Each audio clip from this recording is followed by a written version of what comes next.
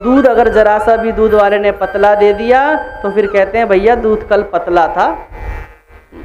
गाय कोई पालना नहीं चाहता और दूध चाहिए सबको शुद्ध, कहाँ से पूर्ति होगी। इसीलिए आज मिल्क मेड पाउडर आता है, पाउडर का दूध बना लो घोल के, थोड़ा सा पाउडर डाला पूरा 1 बाल्टी दूध बन जाता है। और उस दुग्ध के नाम पर जहर पी पी कर कितनी असंख्य बीमारी हमारे अंदर हो गई हैं।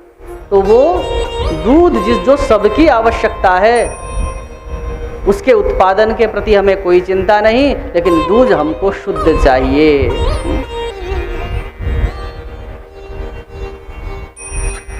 इसलिए जो आजकल कुछ चीजें फिल्मी जगत से आई माताओं, कहाँ से आई? फिल्मी जगत से। इसलिए आज व्यक्ति कुत्ता पाले चाहे गाय पाले, गाय थोड़ा सा ही तो ज़्यादा खाती है। व्यक्ति गाय के लिए तो कह देता है कि अरे हम कहीं जा नहीं सकते, आ नहीं सकते, इसलिए हम गाय नहीं रखते। भैया कुत्ते को भी तो एक आदमी चाहिए। गाय क्या खाती है? सोचिए गाय कितनी करुणामयी होती है कि सूखा तिनका खाने के बाद भी हमको अमृत तुल्य क्या प्रदान करती है? दुग्ध प्रदान करती है।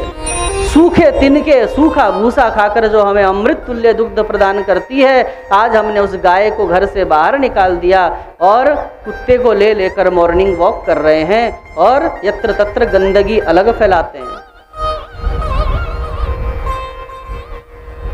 गौ माता, गाय के दुग्ध में, गाय के घृत में बड़ा ही चमत्कार है। आपको पता है गाय के घी में स्वर्ण तत्व होता है।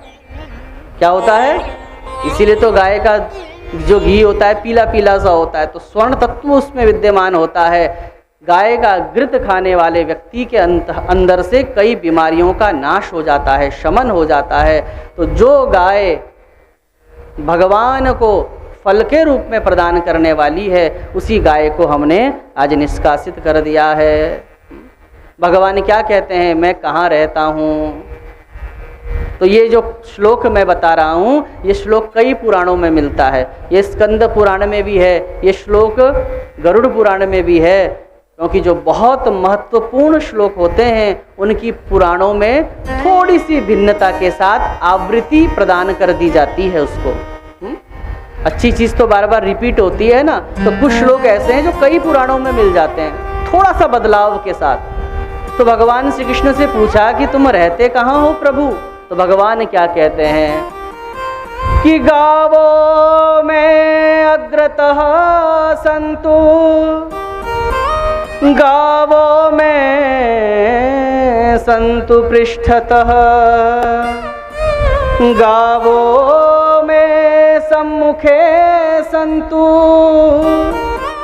गवा मध्ये वसाम्यहम्।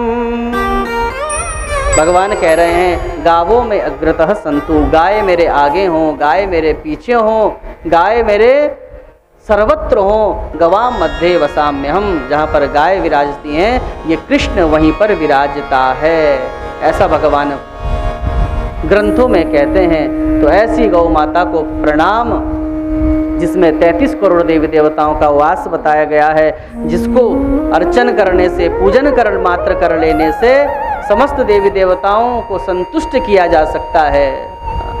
आज आपको पता है विदेशों में काउ थेरेपी चल रही है। मेरी बात ना मानो, कम से कम न्यूज़ या गूगल में सर्च करके देख लो। आज जो विदेशी लोगों को जो डिप्रेशन हो रहा है, जो तनाव हो रहा है, रिसर्च में ये पता चला कि वो तनाव गाय के जितने सन्निकट व्यक्ति रहता है उतना उसका डिप्रेशन तनाव दूर हो जाता है। इसलिए विदेशों में अभियान चल रहे हैं काओ सेल्फी, मतलब लोग गाय का गला पकड़कर, गर्दन पकड़ कर सेल्फी खिंचा रहे हैं, उसमें समय व्यतीत हो रहे हैं।